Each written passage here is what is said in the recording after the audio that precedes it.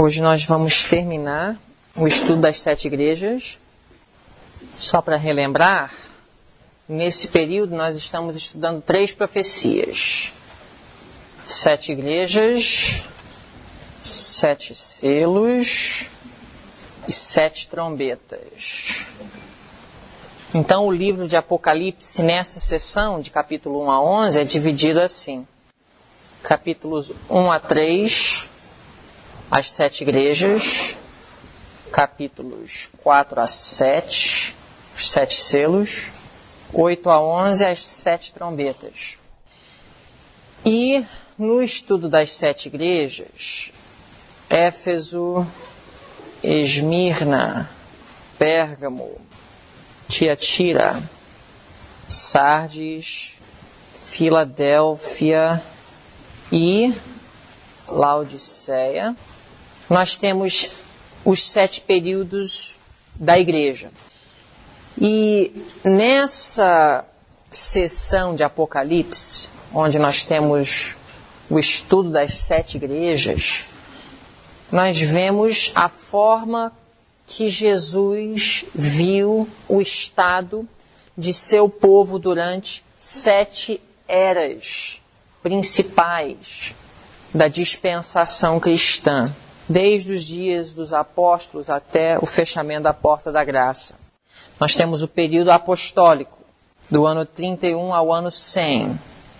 A igreja primitiva, a igreja dos apóstolos, que Jesus escolheu. Esmirna, do ano 100 ao ano 323, um período de terríveis perseguições, que na realidade apenas teve o efeito de fortalecer a igreja e fazer com que ela se multiplicasse. Pérgamo, período de transigência, 323 a 538. Tiatira, 538 a 1798. Sardes, 1798 a 1833. Filadélfia, 1833 a 1844. E Laodiceia, 1844, ao fechamento da porta da graça. Então nós temos 7 períodos históricos da igreja.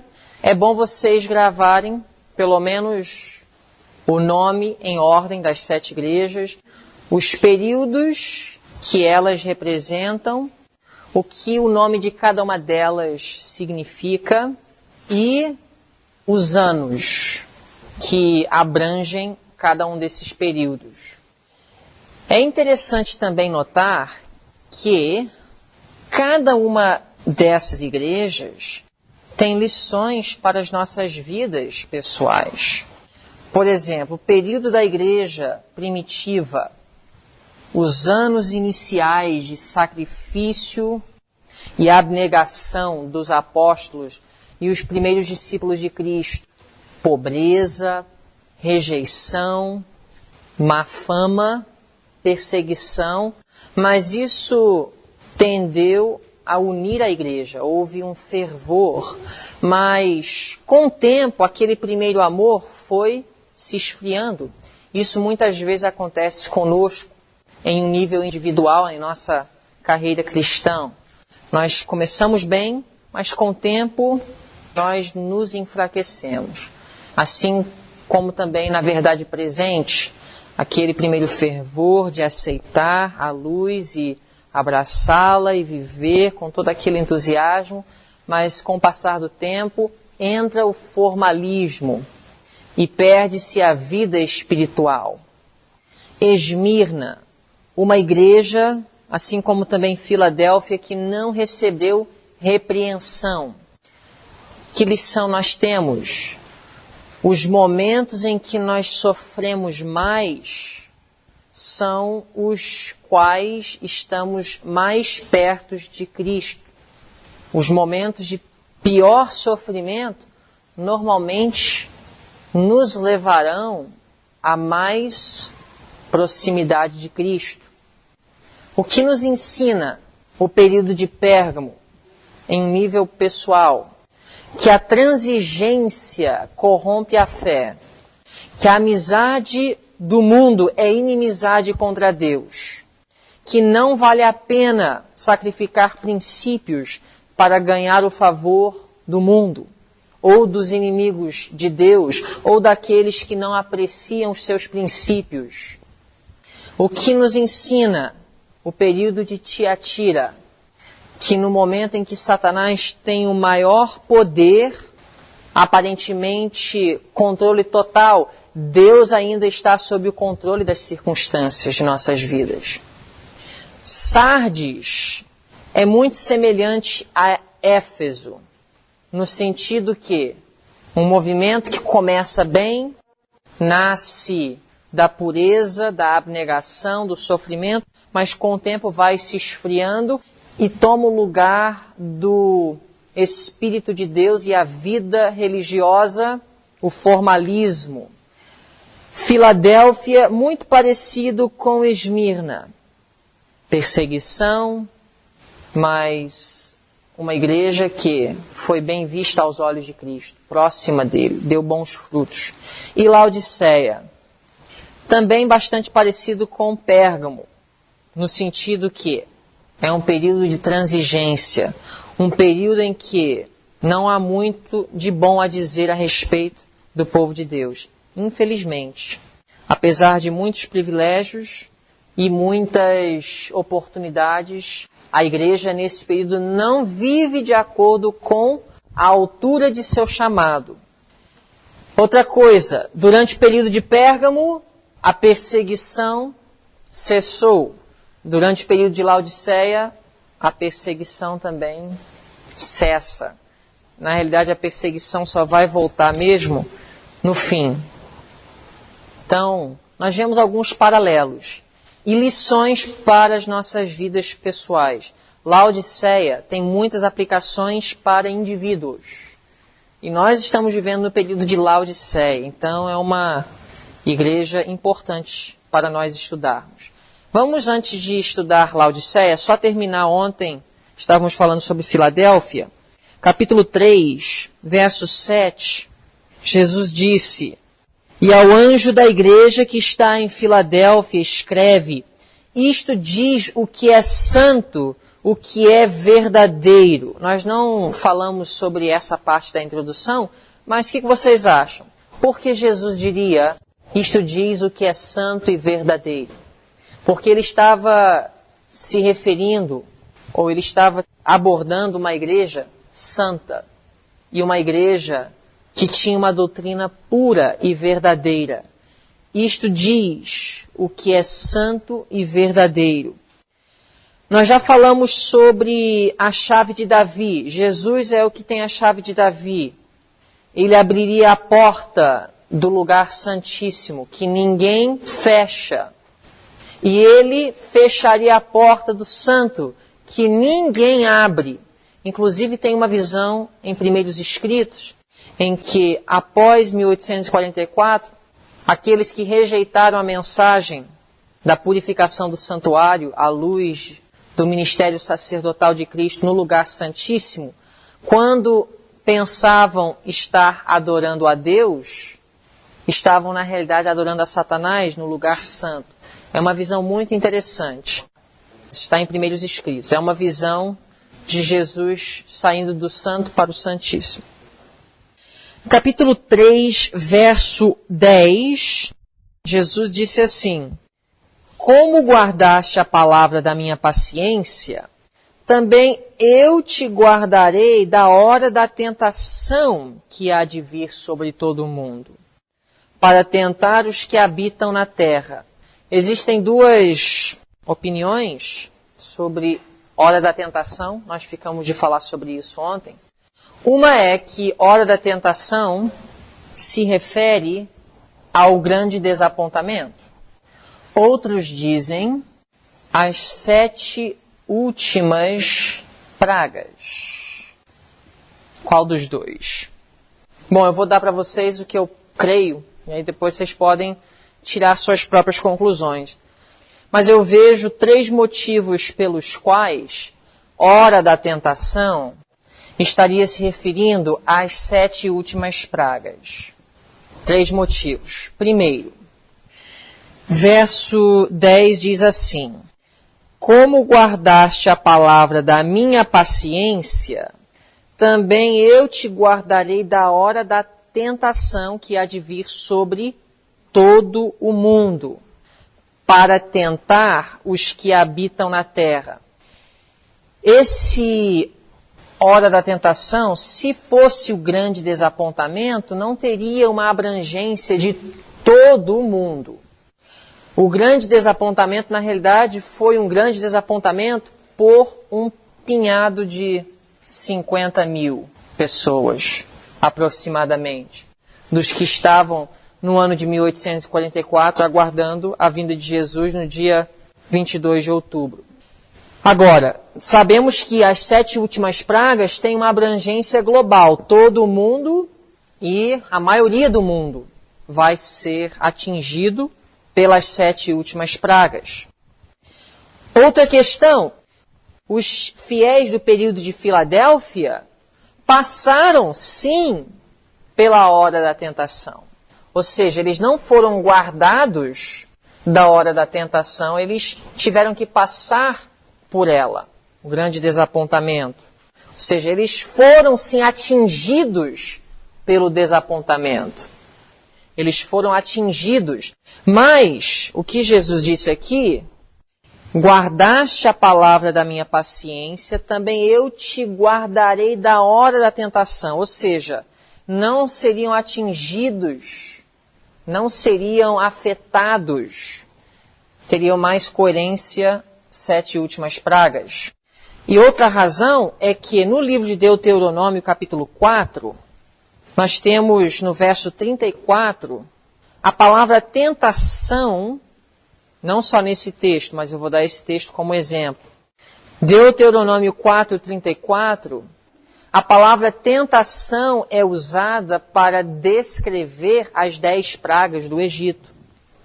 Diz assim, Deuteronômio 4:34, ou se Deus intentou ir tomar para si um povo do meio do outro povo com provas ou tentações, sinais, milagres, peleja, mão forte e com braço estendido, e com grandes espantos, conforme a tudo quanto o Senhor vosso Deus vos fez no Egito aos vossos olhos. Então essa expressão provação ou tentação, ela foi mencionada no Antigo Testamento a se referir ao que aconteceu com os egípcios, as pragas. Então eu vejo esses motivos para dizer que a hora da tentação, mencionado no período de Filadélfia, se refere às 7 últimas pragas. O que Jesus estaria dizendo aos fiéis do período de Filadélfia? Apesar de toda a perseguição, apesar de tudo que vocês sofrerão pelo meu nome durante esse período, mas vocês não vão passar pelo tempo de angústia de Jacó.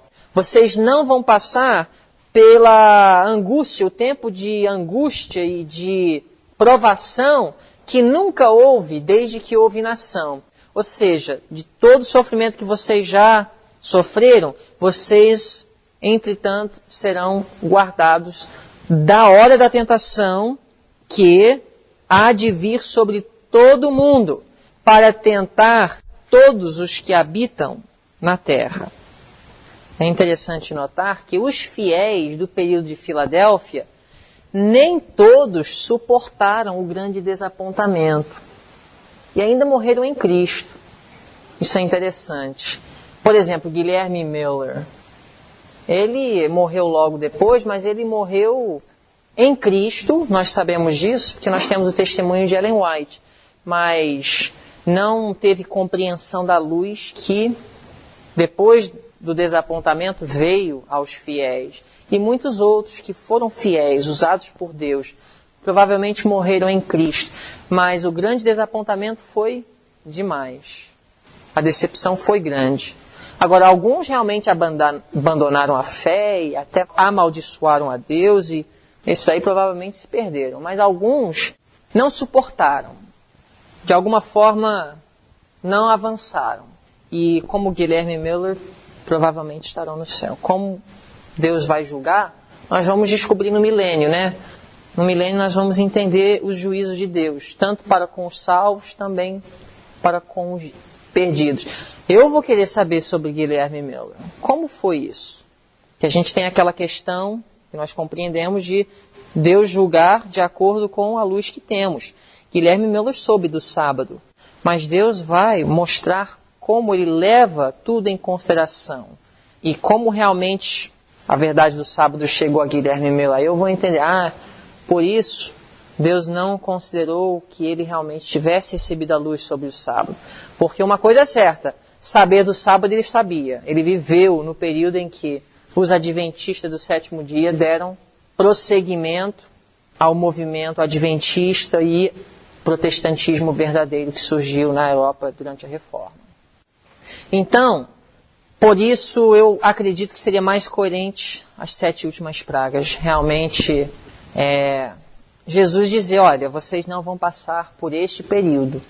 A prova de vocês foi viver num período de rejeição, as suas igrejas te expulsaram, vocês tiveram que pregar uma mensagem não popular, mas pelo menos vocês vão ser poupados de passar pela hora da tentação que virá sobre todo mundo. E realmente isso aconteceu, porque eles já morreram e esse evento, as 7 últimas pragas, o tempo de angústia de Jacó ainda está futuro. Agora, creio que para nós será a realidade. Eu acho que nós não vamos escapar à hora da tentação. Nós vamos viver se Jesus voltar nesta geração. Vamos terminar então aqui a igreja de Filadélfia, verso 11. Eis que venho sem demora. Jesus estaria próximo a voltar. Guarda o que tens, ou seja, a luz que recebeste, permanece com ela, para que ninguém tome a tua coroa. Tomar a tua coroa, ou seja, não perca a vida eterna. Coroa da vida, nós já tínhamos visto a coroa durante o período de Esmirna. Interessante que várias coisas que são mencionadas no período de Esmirna são mencionadas também no período de Filadélfia. Os da sinagoga de Satanás, entre eles, a coroa, a promessa envolvendo a coroa. Verso 12, a quem vencer, eu o farei coluna no templo do meu Deus, e dele nunca sairá. E escreverei sobre ele o nome do meu Deus e o nome da cidade do meu Deus, a nova Jerusalém, que desce do céu, do meu Deus, e também o meu novo nome. Quem tem ouvidos, ouça o que o Espírito diz às igrejas. O período de Filadélfia foi um período paralelo ao período do alto clamor. Um povo puro, uma mensagem pura e um reavivamento extraordinário. Mas não que seria outra igreja. E assim concluímos sobre Filadélfia. Vamos partir então para verso 14, a igreja de Laodiceia. Laodiceia significa um povo julgado, um nome muito apropriado para este período, porque a hora do juízo iniciou-se em 1844. Um povo julgado. E talvez é a partir daí que existe diferença de compreensão entre os adventistas e os evangélicos quanto aos 7 períodos históricos. Não é reconhecido que o 7º período seria o período a partir de 1844. Verso 14. E ao anjo da igreja de Laodiceia escreve: isto diz o Amém. Amém, que significa amém? Assim seja. E normalmente nós dizemos amém quando? Quando concordamos. O que mais? Quando aceitamos. Confirmar algo. No final, não é? Amém. Terminamos algo. Amém. Então, possivelmente, uma conotação de autor e consumador da nossa fé, aquele que conclui. A testemunha fiel e verdadeira. Vamos falar sobre testemunha fiel e verdadeira. No próprio livro de Apocalipse, capítulo 19, verso 11, nós temos uma passagem que diz de Jesus, usando a expressão fiel e verdadeiro. E vi o céu aberto, e eis um cavalo branco, e o que estava assentado sobre ele chama-se Fiel e Verdadeiro. E aí, o que fala a respeito dele na próxima frase? E julga e peleja com justiça. Então, fiel e verdadeiro, nós poderíamos dizer, estaria relacionado com juízo. Vamos um pouco mais a fundo. Provérbios, capítulo 14. Estamos analisando a expressão testemunha fiel e verdadeira. No Antigo Testamento, uma testemunha faz o quê? Qual é o papel da testemunha? Confirmar acontecimentos, o que mais? Testemunhar, dizer o que é, relatar fatos. Provérbios 14, 5, vamos aprender algo a respeito de uma testemunha. Provérbios 14, 5, a verdadeira testemunha, não é qualquer testemunha, mas a testemunha verdadeira não faz o quê? Não mentirá. Então Jesus é chamado de quê? Testemunha fiel e verdadeira. Então Jesus está dizendo que aos de Laodiceia, eu não vou mentir. Já pensou quando alguém te aborda e a primeira coisa que falam, olha meu irmão, eu não vou mentir. Você sabe que alguma coisa sério ele vai falar. Eu tenho algo a te dizer e eu não vou mentir. É isso que Jesus está dizendo a Laodiceia. Olha o que diz no verso 25, mais algo a respeito de testemunha fiel. A testemunha verdadeira faz o quê? Livra as almas. Então Jesus está dizendo, olha, eu não vou mentir. E a razão pela qual eu vou falar as coisas tais como elas são, é porque eu quero livrar a tua alma. Um verdadeiro amigo, ele fala a verdade. Ele não tenta minimizar a realidade. Se o que esteja ocorrendo é prejudicial. Às vezes nós ficamos com medo e vergonha de, até em coisas simples, como um feijão no dente, falar para o nosso próximo, olha, eu não quero mentir não, tem algum problema, vai lá no espelho. Porque o prejuízo para essa pessoa vai ser muito maior do que a pequena vergonha que ela vai sofrer nesse contato com você. Agora, às vezes, a nossa forma de falar as coisas também é tão rude que realmente atrapalha o trabalho. Porque a forma com a qual nós falamos a verdade não transmite genuíno interesse e genuíno amor. Só que Jesus, é interessante, a única igreja para a qual Jesus fala, eu te amo, é Laodiceia. É a única das 7 que Jesus menciona o amor que ele tem por ela. Então, amor não é elogio, porque é a única igreja para a qual ele não elogia e, ao mesmo tempo, a única igreja que ele menciona o amor que ele tem. Amar não é dar elogios. Vocês entenderam isso? As coisas de Deus realmente são diferentes do que nós aprendemos nesse mundo. Amar não é dar elogio. Mas aquele que estiver recebendo a repreensão vai sentir o amor.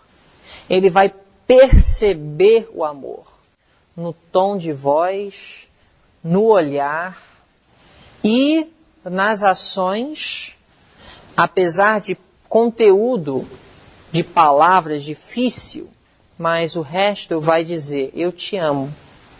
Isso tem o poder de quebrar o coração e despertar verdadeiro arrependimento. Mas normalmente nós somos o contrário. Nós sabemos falar muito mal por trás, nós sabemos falar de forma muito rude, mas no final de realmente dar a repreensão, nós não sabemos, tememos a confrontação, tememos o desafio de ter que falar coisa difícil para outro.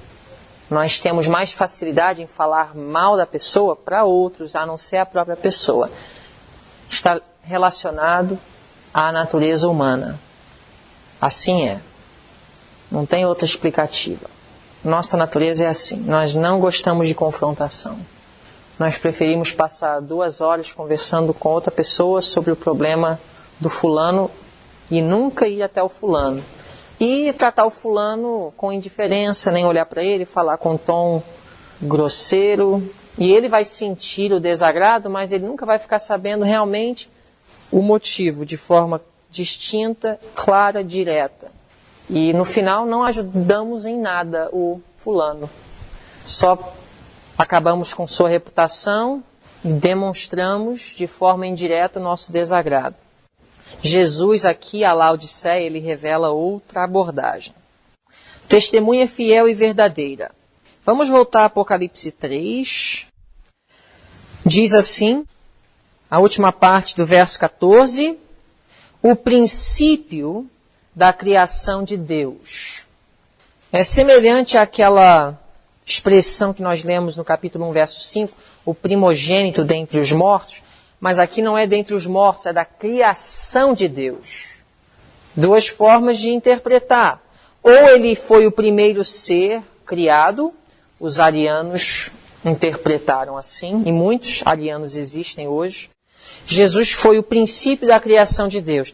Ele foi o primeiro ser criado por Deus. Ou ele é o mais importante da criação de Deus. Em que sentido? Porque Deus, através dele, criou todas as coisas. E se nós formos usar uma boa hermenêutica, e nós formos interpretar esse texto segundo as regras de interpretação profética que nós já falamos, nós vamos explicar esse texto deixando a própria Bíblia. Não tem nenhum outro texto que revela Jesus como um ser criado. Mas existem vários textos que revelam Jesus como criador. Por exemplo, João capítulo 1.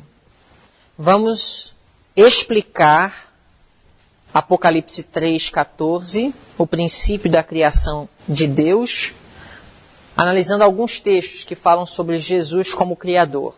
João capítulo 1, verso 3, falando de Jesus. Todas as coisas, quantas coisas? Todas as coisas foram feitas por Ele. E sem Ele, quantas coisas?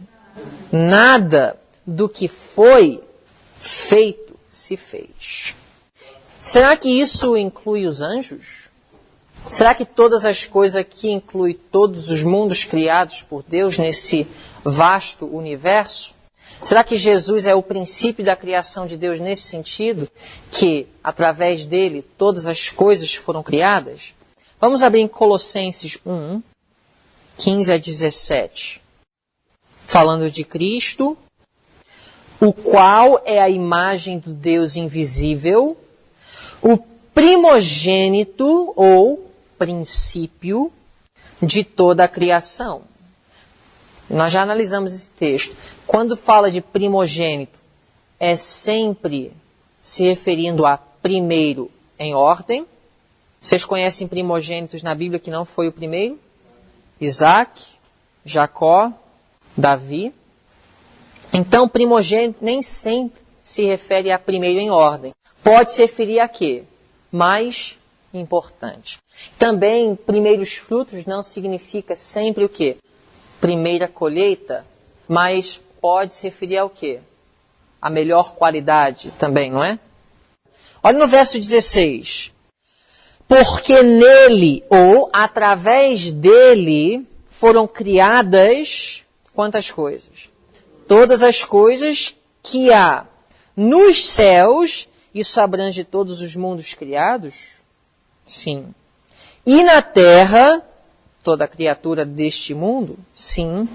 Visíveis e invisíveis, sejam tronos, sejam dominações, sejam principados, sejam potestades, tudo foi criado por ele e para ele. Existe um melhor texto para explicar Apocalipse 3,14?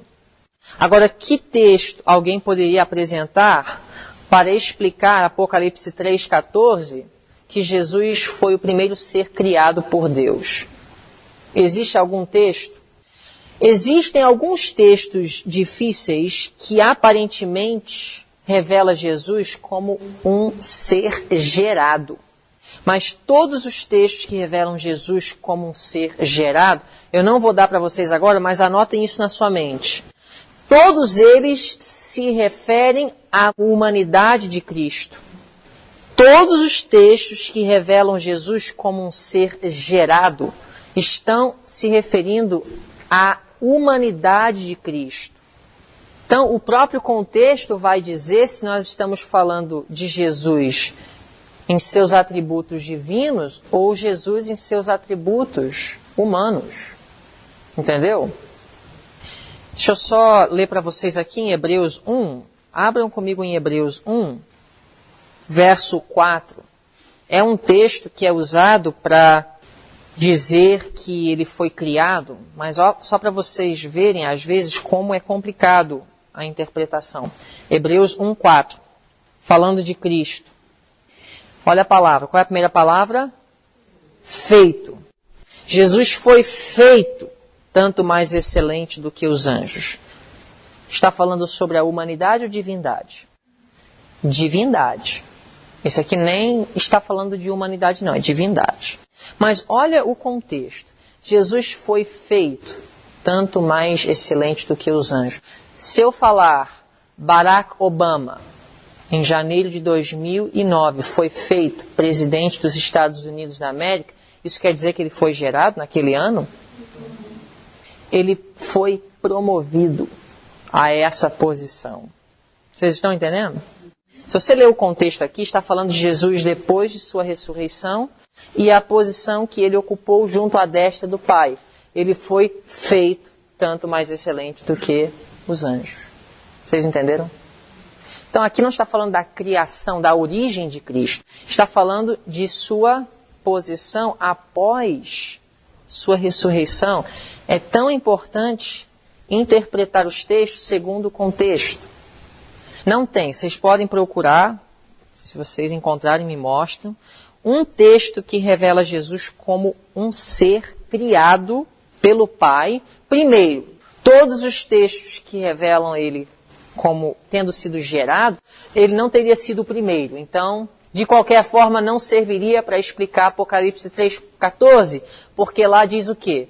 Que ele é o princípio da criação, ou seja, o primeiro, segundo essa interpretação.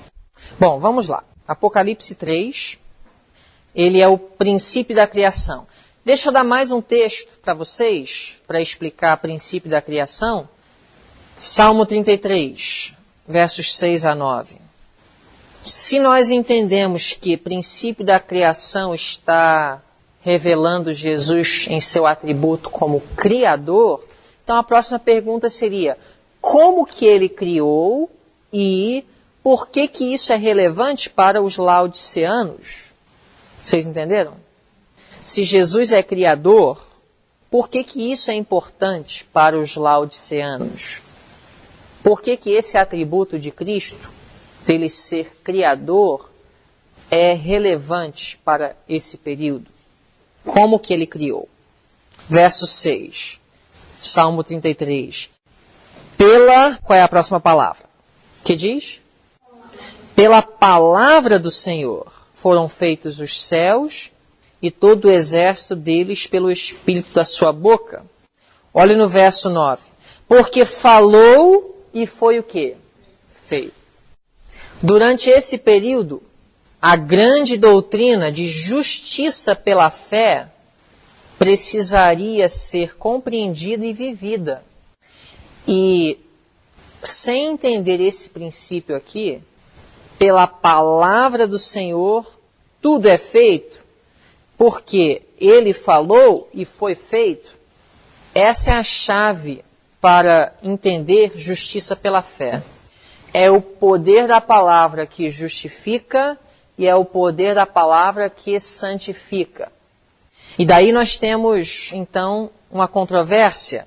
Quando Deus me revela que comer carne de porco não está em harmonia com a sua vontade, deixar de comer carne de porco será progressivo ou instantâneo? Se Ele criou através da palavra, e essa palavra é poderosa o suficiente para fazer o que ela mesma disse que faria, então seria instantâneo. A Bíblia fala em 2 Coríntios 5,17, aquele que está em Cristo é o quê? Nova criatura. E como é que ele cria? Através da palavra. E não é que quando nós nos convertemos, quando Deus nos dá a experiência de conversão, nós estamos agora livres de pecado, mas agora essa nova criatura, ela tem o poder da palavra que Deus dá de viver em harmonia com toda a luz que tem. Então, quando a luz de tabaco e álcool e carnes imundas e moda e tudo que está em conflito com a vontade de Deus é revelado, naquele momento o poder está disponível para colocar no altar. O poder não vem do homem, o poder vem da palavra. Jesus Cristo, justiça nossa. Ele nos dá o poder de justiça. Outra razão pela qual essa apresentação, o princípio da criação de Deus é importante, porque durante o período da igreja de Laodiceia, uma teoria surgiria que estaria em conflito com a verdade do criacionismo, a evolução. Charles Darwin, ele desenvolveria a teoria do evolucionismo. Ele escreveu o livro Origem das Espécies, 1859. Foi publicado um livro que talvez nem ele mesmo tinha a intenção de causar o dano que o livro causou. Hoje ainda é usado para defender algo que ainda está apenas como teoria, o evolucionismo. Então Jesus se apresenta como aquele que é o princípio da criação de Deus. Isso deu grande força para o ateísmo. Muito bem, vamos voltar a Apocalipse 3, vamos agora para o verso 15. Diz assim: conheço as tuas obras, que nem és frio nem quente. Quem dera foras frio ou quente. Normalmente, quando Jesus começava falando conheço as tuas obras, ele falava uma coisa boa, positiva.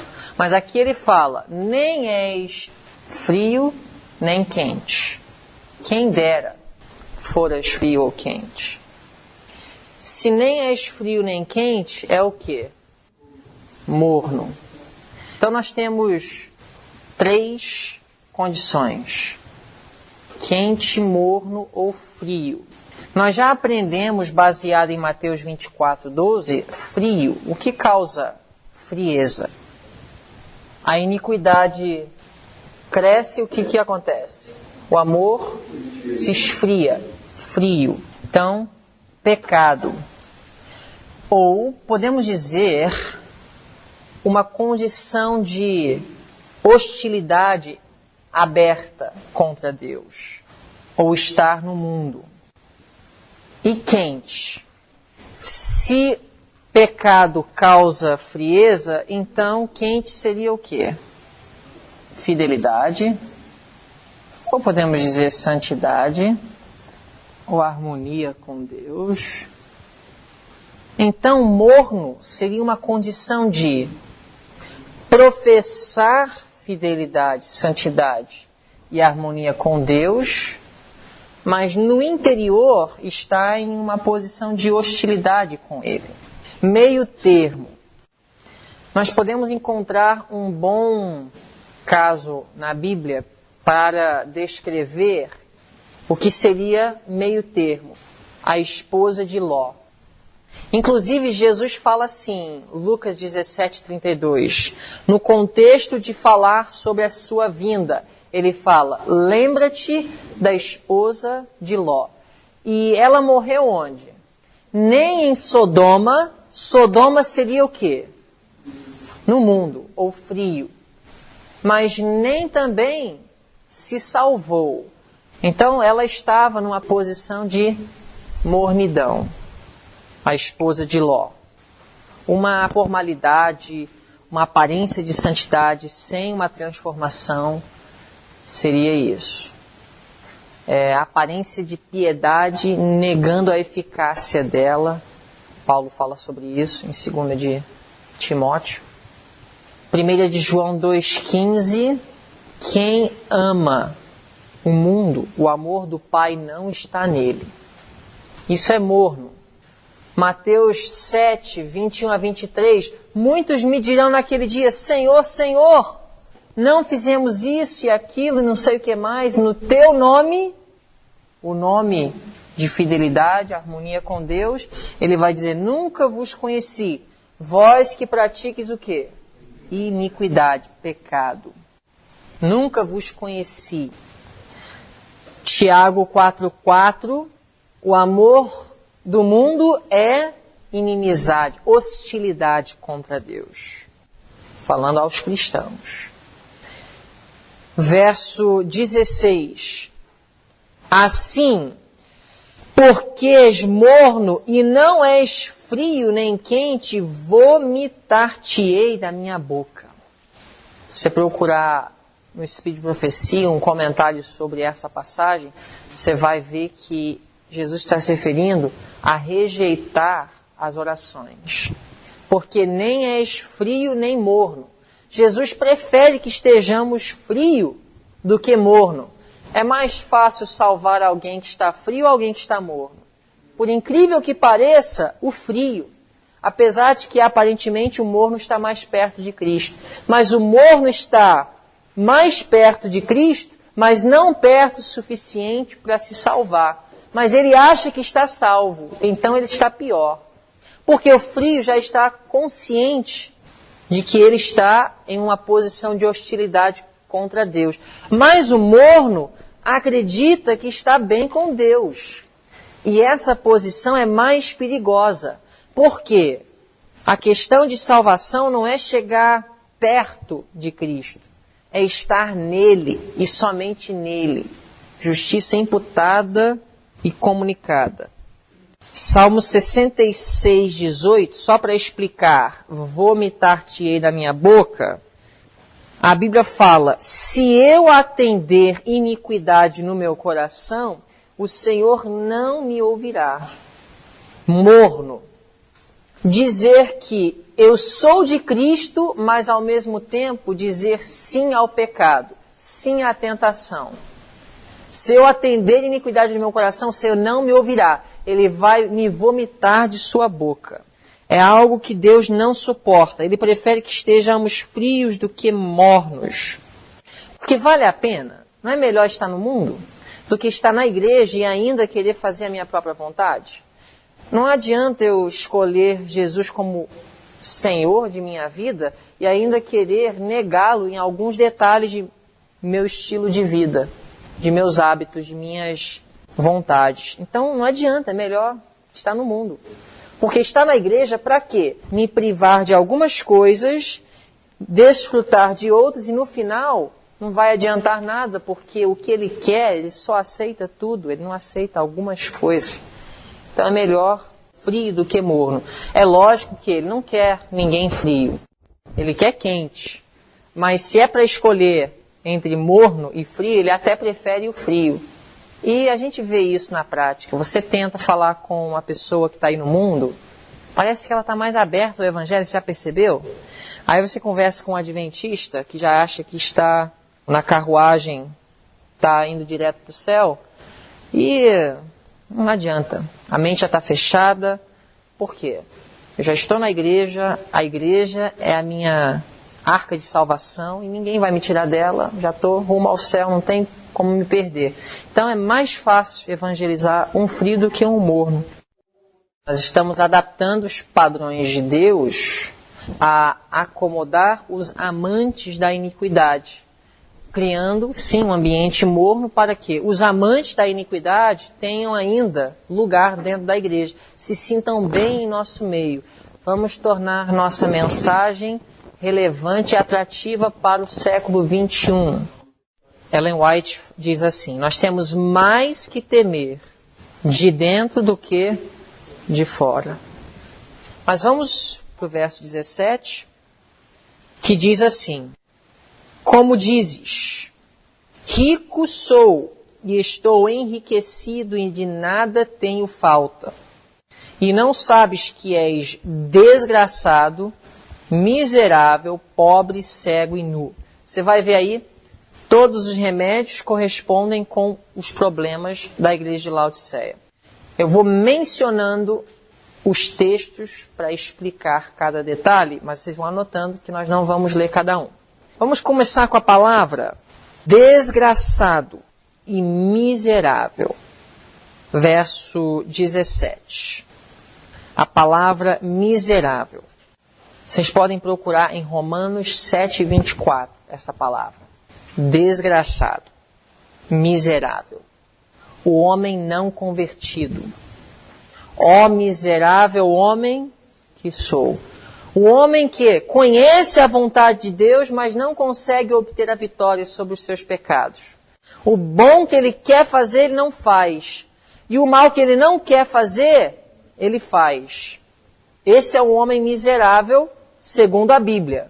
Eu posso dizer que o homem miserável é aquele que não tem fé.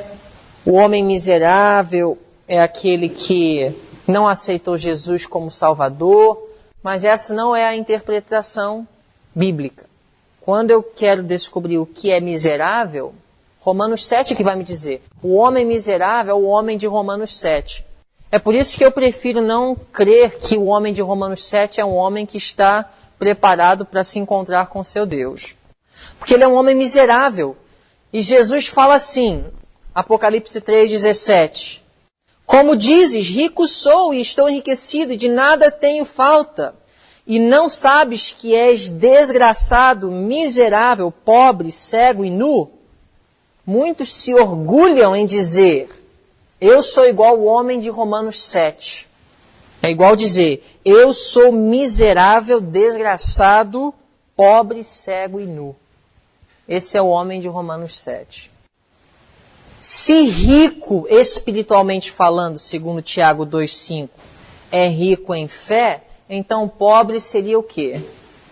Pobre na fé. Não está falando de bens materiais.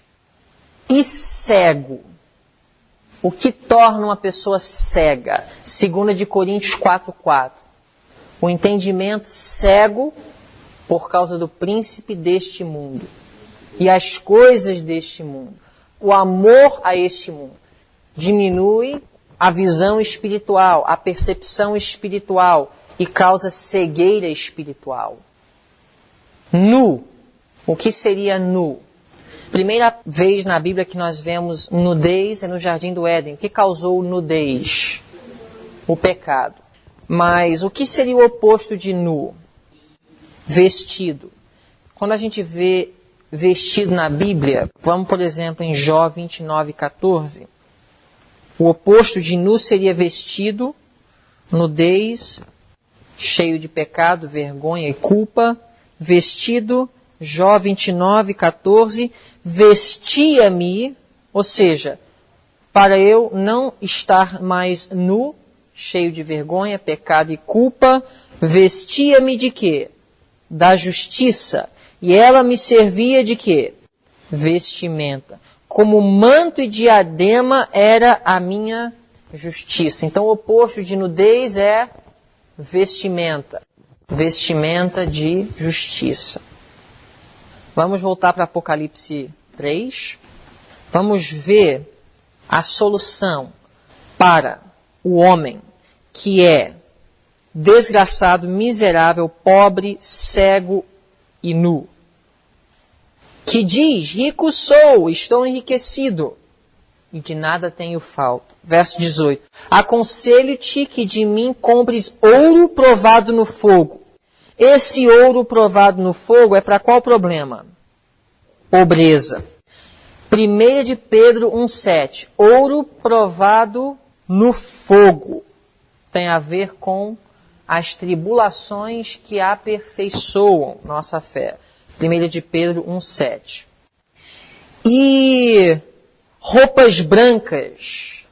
Apocalipse 19,8. A justiça dos santos, para que te vistas. Esse problema é para cobrir o quê? A nudez. E não apareça a vergonha da tua nudez. E unja os teus olhos com colírio, para que vejas. Visão espiritual, que é dada pelo Espírito Santo. Verso 19. Eu repreendo e castigo a todos quantos amo. Sê, pois, zeloso e arrepende-te. Em outras palavras, Laodiceia, eu te amo. E essas palavras duras, pesadas, são para te corrigir, não te destruir. Eis que estou à porta e bato. Se alguém ouvir a minha voz e abrir a porta, entrarei em sua casa e com ele cearei e ele comigo. Se Jesus está batendo na porta é porque ele está no lado de fora. E ele está buscando entrada. Ao que vencer a nudez, a cegueira, a pobreza espiritual, ao que vencer, lhe concederei que se assente comigo no meu trono, assim como eu venci e me assentei com meu Pai no seu trono. A mensagem de vitória sobre o pecado, vencer como Jesus venceu. Aqueles que vencerão essa condição de Laodiceia são os que vão ser selados. A igreja triunfante. Quem tem ouvidos, ouça o que o Espírito diz às igrejas. O IEST está comprometido em fornecer mensagens relevantes como essas gratuitamente, a fim de cooperar com Deus no avanço de seu reino. Para ouvir mais sermões e palestras como essa, acesse nosso site www.iestrj.org.